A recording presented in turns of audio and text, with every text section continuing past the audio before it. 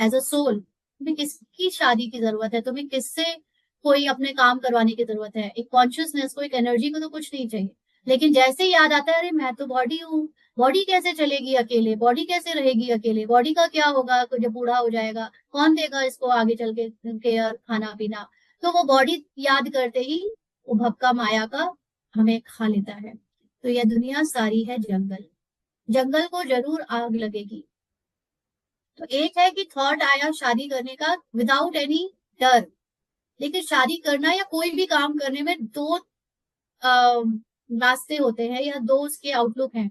एक कि वो काम कर रहे हैं बिकॉज बस वो करना है, जैसे सेविंग करनी है क्योंकि आपके पास धन आ रहा है, तो सेविंग अपने आप हो रही है, रखा हुआ है, आप थोड़ी पूरा खर्चा कर पाओगे। आपको कोई खर्चे के संस्कार या संकल्प नहीं आ रहे, तो वो अपने आप ही सेव हो रहा है। और एक है कि सेविंग इसलिए करनी है क्योंकि कल मैं बीमार ना पड़ जाऊं, बच्चों की कल शादी करेंगे तो उनकी खर्चा बहुत होगा, उनकी पढ़ाई में कितना काम आएगा। ये सोच सोच के, ये इनसिक्योरिटी और ये डर से जो दूसरी तरह की सेविंग की जाती है, that is a problem, that is maya. शादी करना इज नॉट प्रॉब्लम, लेकिन शादी करने के पीछे इंटेंशन क्या होता है सबसे पूछ लो आप। तो बुढ़ापे में क्या होगा, अभी शारीरिक नीड्स हैं, अभी हमारी अकेले कैसे जीवन जिएंगे, सोसाइटी क्या बोलेगी, या हमें वासनाएं चाहिए। ये रीजंस है सबके शादी करने के।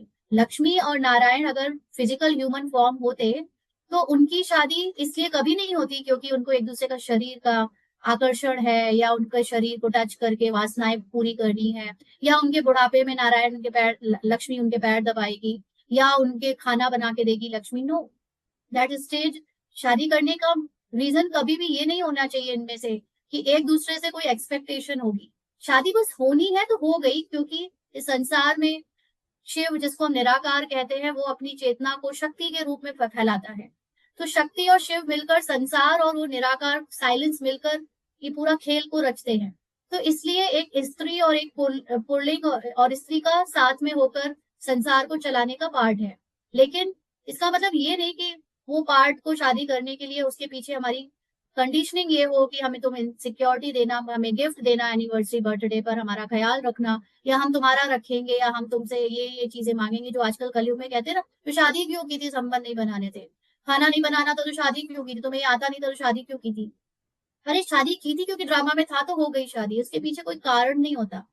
हर एक रोल का हर एक कर्म, हर एक एक्ट बस हो रहा है, होने को हो रहा है। अब उसके पीछे कहानी कि ये इसलिए करा, ये उसलिए किया, ये माया की देन है। ये हम जो कहानी बनाकर उस पे फिर आइडेंटिटी बना देते हैं और फिर उसको मजबूरी भी बना देते हैं। अब तो ये करना ही पड़ेगा, पत्नी हूं तो शरीर का तो मुझे समर्पण पति के सामने करना ही पड़ेगा, दिस इज माया।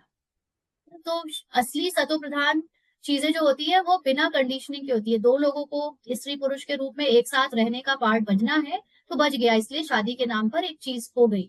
लेकिन अब जरूरी नहीं कि वो संबंध बनाए, जरूरी नहीं कि वो एक स्त्री उसके लिए खाना ही बनाए या पुरुष स्त्री के लिए कुछ करे ही। हाँ, ड्रामा अनुसार उनको थॉट आ रहे हैं तो वो वैसा अपने अपने शरीर के अनुसार जो उनसे हो सकता है काम वो करके एक उस जीवन को सरल बना रहे हैं कि पुरुष कोई काम संभाल रहा है, स्त्री कोई काम संभाल रही है, और ऐसे परिवार अच्छे से सुख से चल रहा है।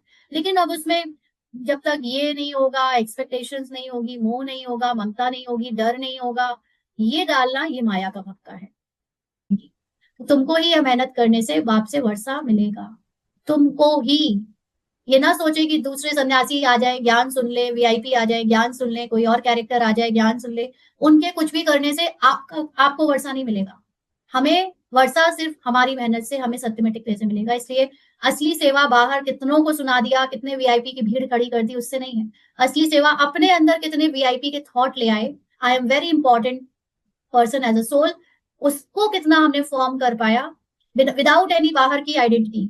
मुझे नौकरी मिले ना मिले, मैं कमाऊं ना कमाऊं, मैं कोई बाहर के रूप में पहचानी जाऊं ना जाऊं, मैं फिजिकली कोई टैलेंट और विशेषता रखूं या ना रखूं, उसके बावजूद मैं अपने को इतनी इंपॉर्टेंट, इतनी महान, इतनी श्रेष्ठ दृष्टि से देख पाऊं, दिस इज ट्रू मेहनत and true versa and true wealth. तो अब फिर देही अभिमानी बनना है, दिल तो आत्मा में